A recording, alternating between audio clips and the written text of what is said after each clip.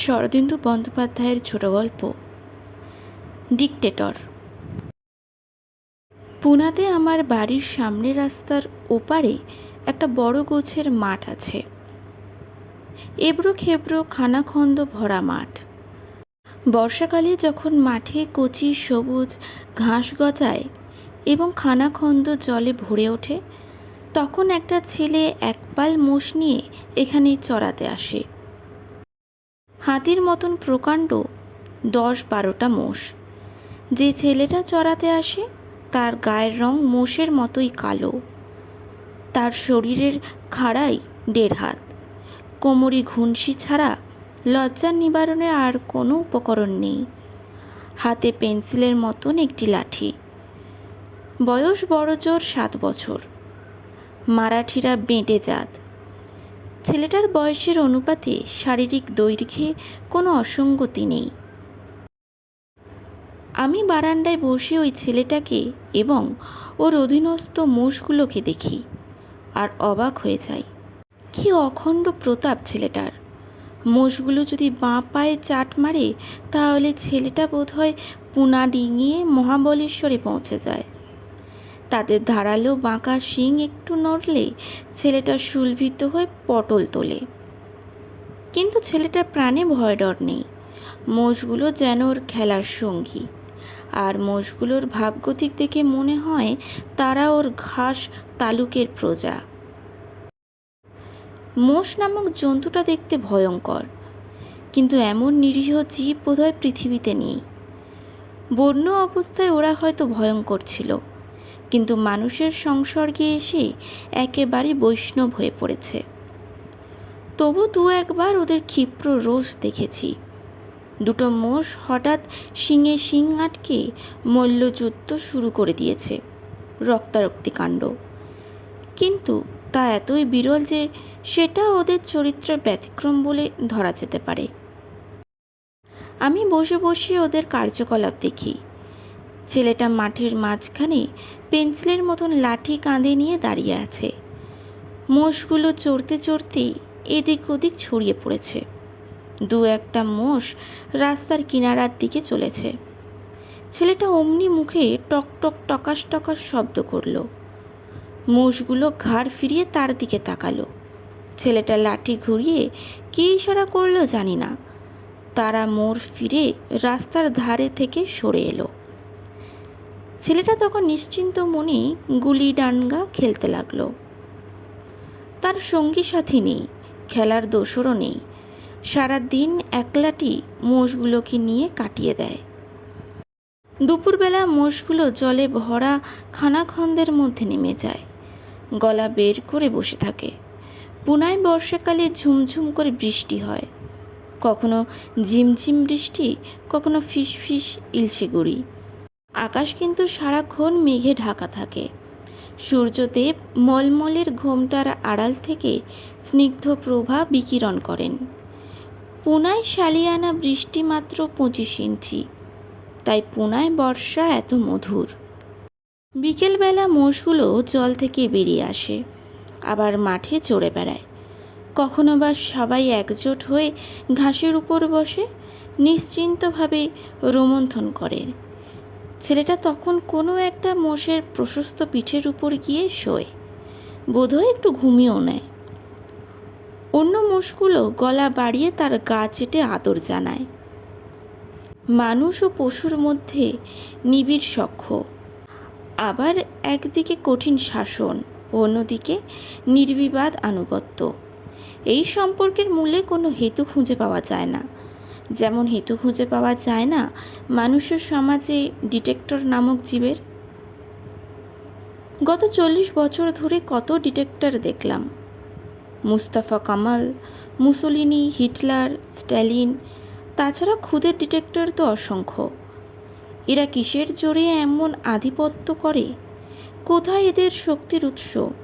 কোন দেশশুদ্ধ লোক গড্ডালিকা প্রবাহের মতো এদের অনুসরণ করে? কোন কান ধরে এদের গালে থাবড়া মারে না? কেন?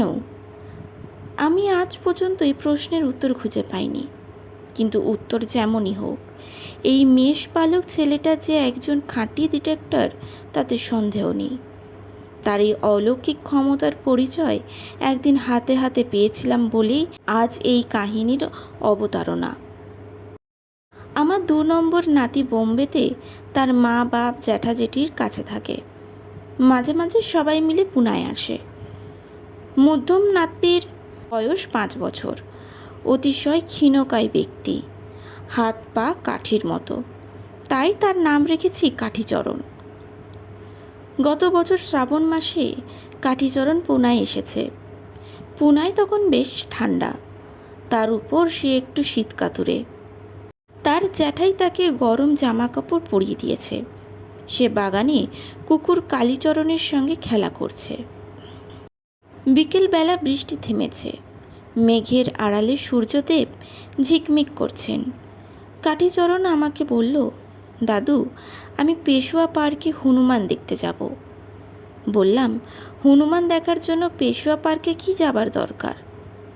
বক্রোক্তিটা যে বুঝলো কি না জানি না। গম্ভীর মুখে বলল, পেশোয়া পার্কের হনুমানদের লম্বা লেজ আছে। বললাম, তা বটে, চলো তবে দেখে আসা যাক। বলা বাহুল্য, পেশোয়া পার্কে একটা ছোট্টখাটো চিড়িয়াখানা আছে। বাঘ, সিংহ, খট্টাস, নানান জাতের বানর, নানা জাতের পাখি সব আছে। তাই শিশুদের কাছে স্থানটি পরম লোভনীয়। কাঠিচরণকে নিয়ে বেরুলাম। সামনেই মাঠ, মাঠের ওপারে পেশোয়া পার্ক। রাস্তা দিয়ে যেতে গেলে একটু ঘুর পড়ে, তাই মাঠের ভিতর দিয়ে চললাম। মাঠ বেশ ভিজে ভিজে, মোষগুলো এদিক ওদিক চড়ে বেড়াচ্ছে। আমি আর কাঠিচরণ সাবধানে খানাখন্দ বাঁচিয়ে মাঠের মাঝামাঝি পৌঁছেছি।